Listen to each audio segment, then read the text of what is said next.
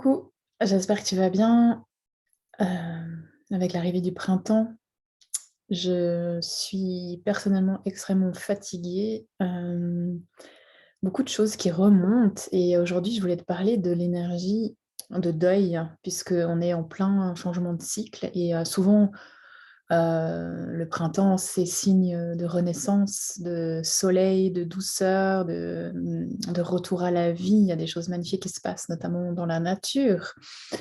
Et c'est super, je sais pas là où tu habites, mais là où je suis, ça fait des semaines qu'on a un magnifique soleil, c'est vraiment chouette, ça met du baume au cœur.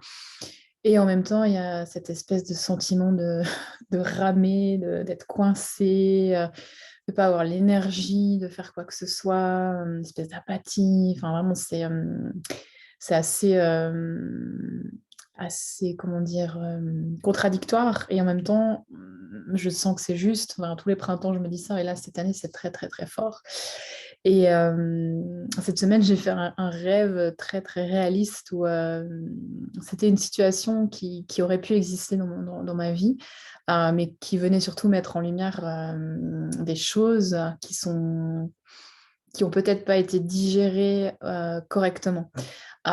Et en fait, quand je me suis réveillée, j'avais cette espèce de message comme un texte sur un écran devant moi, me disant: «Sylvie, Sylvie, il y a des deuils, qui n'ont pas été faits correctement, qui n'ont tu es pas allée au bout des choses».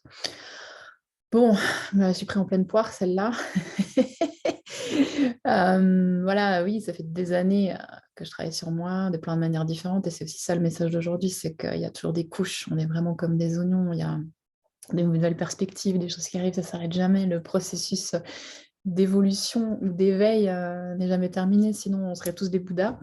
Mais voilà, c'est donc pour te rappeler que c'est tout le monde est comme ça quand on travaille sur soi, il y a toujours des nouvelles informations, des nouvelles choses qui se passent. Et donc voilà, alors après le choc de: «Bon, OK, il va falloir que j'aille regarder ça, que je me pose avec ça, que je m'assoie avec ça, que je me laisse, sentir ce qui est là».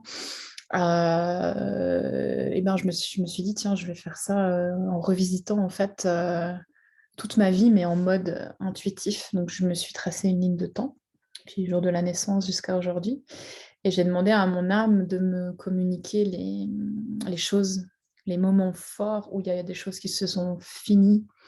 Donc que ce soit bien sûr des deuils, de personnes qui sont proches, qui sont décédées, mais pas que ça, des fins de relations, que ce soit amoureuses, amicales, sociales, des fins de métier ou d'emploi professionnel, et cetera.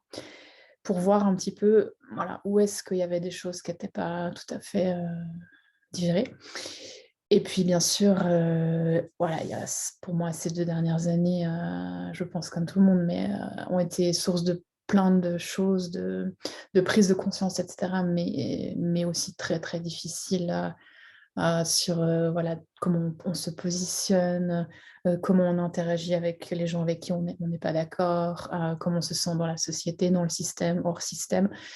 Voilà, ça pose des choses, à la fois de la tristesse, de la colère, de la frustration et aujourd'hui, voilà, je sens que j'ai besoin de m'arrêter un instant avant de passer à planter les graines et en même temps, quand on regarde les fins dans sa vie, ah ben, on peut aussi après je me suis reconnectée en fait à mon âme en me demandant: «OK, mais qu'est-ce qui apparaît derrière?» Et à chaque fois qu'il y a une fin en fait, il y a quelque chose d'autre qui s'ouvre. Alors ouais, ça fait un peu, c'est un peu la phrase, typique, quand tu fermes une porte, il y en a une autre qui s'ouvre, mais c'est vraiment ça, en fait. Quand on fait de la place, vraiment, quand on se permet de mettre en lumière, d'accueillir, de digérer, il y a plein de choses qui s'ouvrent et je le vois dans ma vie. Je veux dire, il y a plein de projets qui sont en train de naître, il y a plein de belles rencontres, plein de renouveau en même temps.